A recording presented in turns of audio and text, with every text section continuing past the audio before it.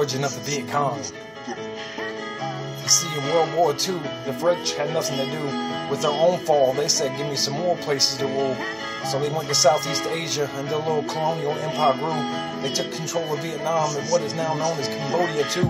The Japanese had just had a big fall, too, like woo. So they came back to help supervise the French colony that was new. Because since the evil of the Axis, Japan had France's back like mattresses. But just see, what happened is these cooperations teamed up with the Vietnamese nationalists, pissed off some of the communist masses. So in 1941, they decided to become a little more active and ran through some of the French military packages, just like laxatives. The army called themselves the Viet Minh. A coalition formed at Pac Bo in 1941 on May 19 by a man for 30 years Vietnam hadn't even seen. He was only 21 back when he left on a boat powered by steam for a job in the kitchen, helping with the cuisine. A boat took him to France. His education he wished to advance. Schools gave him no chance. So when Sun King spent his time learning how the West was one, face in a book, taking a look at Western society, he moved to United States propriety in New York and Boston, where he would admirably conversate with Korean nationalists who would start to shape his future political outtake, and it would never be undone. Next, he moved to London. He was still working around some onions. Then he went back to Paris, France. He gave politics a chance, put on some diplomatic pants, and found his new romance, where he would try to petition Mr. President Woodrow Wilson in the spirit, language, and rhythm of the U.S. Declaration of Independence. As for the recognition of the civil rights of Vietnamese and their mission to gain a new nationalist independence, his scripts were ignored and he learned of communism. He was now a hero of the movement against colonialism, made some friends that were comrade living. He moved in with him in the Soviet Union, bouncing around to many places and talking to different races while lecturing different ages. At the same time, he was organizing many cases inspired on a communist basis.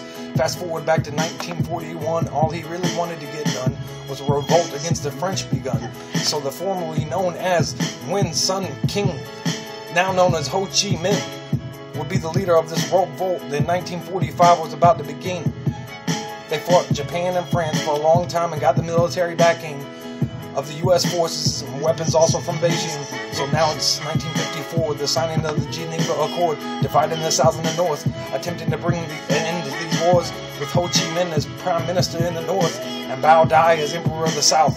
They were going to have a vote in 56 to sort it all out. So they were going to give people almost a year to make a new house, whether it be in the North or the South. But especially in the North, corruption was spread throughout. Some say the Viet Minh wouldn't let nobody out. By the way, the U.S. supported the South, and they said Ho Chi Minh couldn't be trusted. His communist affiliation smelled kind of musty. His reputation for revolution was busted. The Geneva Accord papers were getting kind of dusted, and Viet Minh weapons and power was getting kind of rusted. So the Viet Minh now seemed dismantled and scattered around like ants on an anthill until they regrouped like wax on a candle and came up with a new tag like a vandal. You see it first in prints in newspapers of Saigon in 1956. So it's probably when the Viet Cong came to exist. Vietnamese communist is what that translates to in English. They were upfront with their intent. What was to overthrow the camouflage colonial regime of American imperialists. In 1960, they decided to officially establish the National Liberation Front, abbreviated NLF. Then in 1961, the U.S. would start to triple its involvement.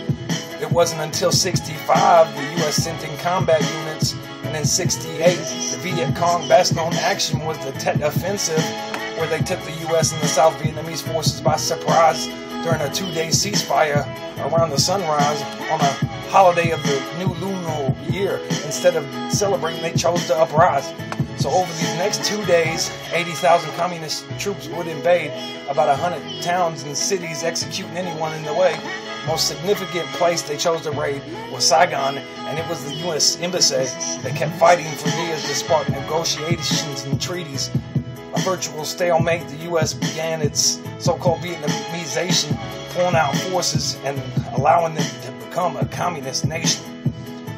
Shout out to Noodle Productions and Wikipedia, written by Tiffany Jordan, performed by Jason Lennon.